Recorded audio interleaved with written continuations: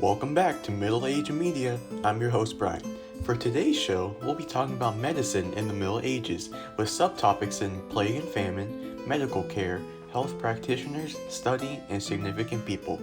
With that being said, let's head on over to Twitter to start today's show. Let's start with famines. Famines became a very common thing that happened during the Middle Ages. Cities that couldn't grow their own food had to buy food from far off places for a lot of money. The main reasons that they had these famines for so many years were the irregular weather patterns, reliance on grains, invaders, and governments simply not caring about their own people. The worst of the famines occurred during the early 1300s. Crimes and chaos became very common as people began to fight for food, and many turned to cannibalism in order to survive. During the same time period, the plague, or as we know now the Black Death, started to spread to merchants in Eastern Asia. So between 1300 and 1350, infected rats and fleas started to spread the disease to these merchants, and those merchants in turn spread it west by following trade routes through the Black Sea, Mediterranean, and up through Europe and Great Britain. There are two forms of the plague. The bubonic plague, which was spread by rats and fleas, caused half of all its victims to die, and the pneumonic plague, which was airborne and caused all of its victims to die. In fact, the Black Death was so deadly that it killed between 25 to 45% of Europe's population in only a 4-year time span. Here's the thing though, the Black Death wasn't the only disease that was spread during the Middle Ages. There were other epidemics of smallpox, tuberculosis, anthrax, leprosy, other plagues, and tons of other diseases. In fact, there were so many diseases and sicknesses that a quarter of all babies died before they reached their second birthday. Before we end this segment of today's show, let's talk about a connection we have to the people of the Middle Ages. You know how for COVID we have to quarantine and isolate? That's the same thing that they had to do in order to prevent the spread of the Black Death and other epidemics. This was among the first steps that they took in order to improve public health. Another improvement was public hospitals. With that being said, let's hand it over to Will with the medical care associated with these hospitals and other healthcare facilities. During the Renaissance, medical care was not taken seriously during that time. Many patients who were sick treated themselves or received treatment from family members. Housewives often made their own drugs and tried to cure even the most serious disease. Patients did not tend to give physicians the final say on medical matters. They often questioned the doctor's judgment or called in someone else if they disagreed with his advice. Most people received treatment at home, but hospitals provided care for some of the poor and ill. The level of care in hospitals varied greatly. They treated mental issues very poorly, and everyone believed that if you had mental issues, you were possessed by demons. But the hospitals did not just care for the sick, but also they provided aid to the poor and housing disorderly people. They often excluded people with incurable or infectious diseases such as plague or smallpox. They depended on herbs and substances. Thank you for those remarks, Will, and now here's Karina with health practitioners. Thank you, Will. There were multiple health practitioners during the Middle Ages, but the most common ones and the ones I will be talking about are physicians, barber surgeons and surgeons, midwives, and apothecaries. Even though physicians were the highest trained doctors who treated diseases, they still didn't know how to cure infectious diseases. When they faced the plague, syphilis, and other diseases, they often turned to superstition rites and magic. Barber surgeons and surgeons were the ones who tended to wounds and broken bones. Although they were experts in external surgery, they did not operate deep inside the body. Some of the anesthetics they used were mandrake roots, opium, gall of boar, hemlock, and many others were what made the surgeries bearable. Throughout the Middle Ages, dissections of humans and animals were practiced quite often. Therefore, surgeons were knowledgeable about repairing soft tissue damage.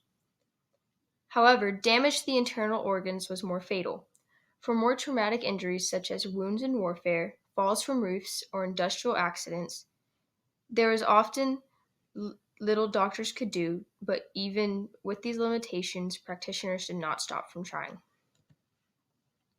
Now let's talk about midwives and childbirth. Midwives managed most births and took care of obstetrical needs. Sometimes surgeons had to deliver the babies by cesarean section, also known as C-section. Due to childbirth and pregnancy being dangerous back then, most women wrote their wills once they knew that they were pregnant. Not only was it dangerous for the mother, but the child was at risk as well, with the rates of 1 in 5 children dying at birth. During those times, wet nurses were very common in the upper classes so that the mother wouldn't have to breastfeed, which is nature's way of birth control and spacing out children.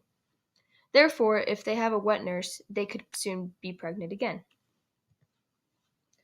Apothecaries were the doctors who mixed and provided medicines. Some common medicines came from human origin, including feces, urine, saliva, and earwax. Milk, fat, body parts of beasts, herbs, and plants were also used.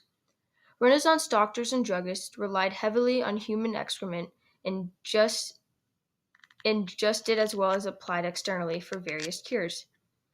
Medicines of animal origins were equally inventive. The pharmacological properties of plants were well known to Renaissance healers. Apothecaries mixed innumerable aperitifs, digestives, purges, and simples.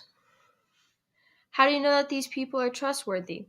Let's take it over to Mason to discuss how and what they studied. Thanks, Karina. Well, ladies and gentlemen, we have an interesting segment for you tonight. I will be conducting an interview with none other than the father of modern anatomy, Andreas Vesalius, in addition to a legend in the fields of medical education and anatomy, Mondino de Lezzi. Now, we have to conduct these interviews virtually due to the COVID-19 pandemic, but we will get started with that right away. So without further ado, let's start with you, Andreas. Oh, thank you for having me. No problem, sir. Now, I assume you're familiar with Mondino de Lezzi's famous and extensive book on anatomy, titled Anatomy. So my question for you is, have you ever referred to this book or included some of his works in your own? The book was first published in 1478. Many medical schools practically taught out of this book written by Mondino de Lezzi. I myself conducted my own research and my own experience to base my research on. Interesting, sir. So my next question is, why do you think you are so famous in your field?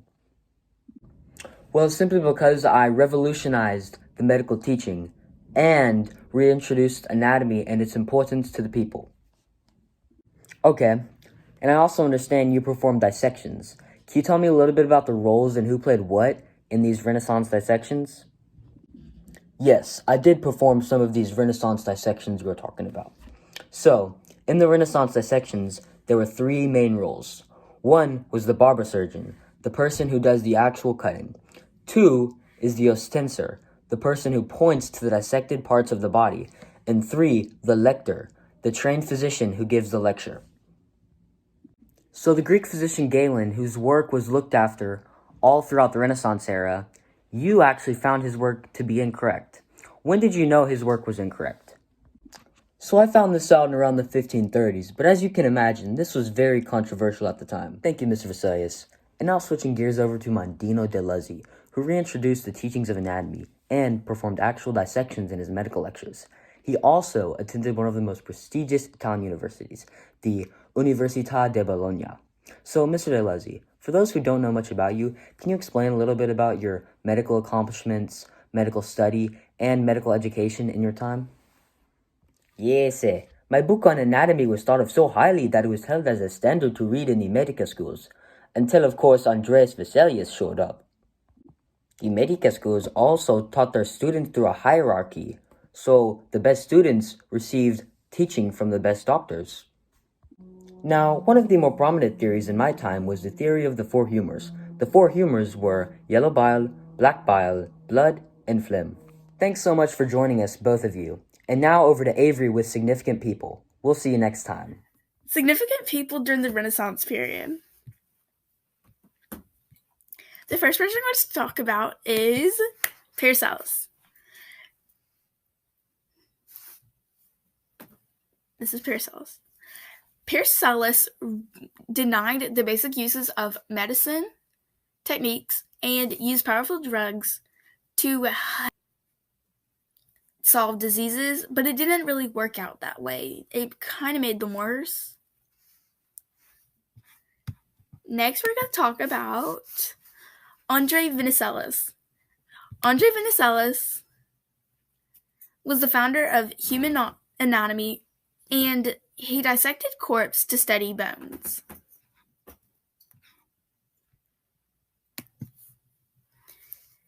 Now we're going to talk about William Harvey. This is William Harvey. William Harvey was the first person to actually research about the heart, and he was the first person to discover about how the blood pumps through the heart,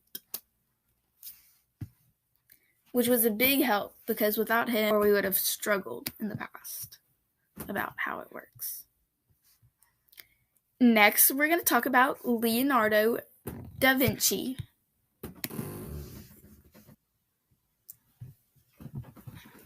This is Leonardo da Vinci. Leonardo da Vinci was an expert in the anatomy field, too. He was the first person to dissect a corpse in an actual hospital and the first researcher of biochemics. Andre Père helped lay the foundation of modern forensics. Now let's turn it over to Bryan Lee with some closing statements. Thanks, Avery. That was sure an interesting show we had. Join us next time for another installment of Middle Age Media. I've been your host, Bryan. Thanks for watching.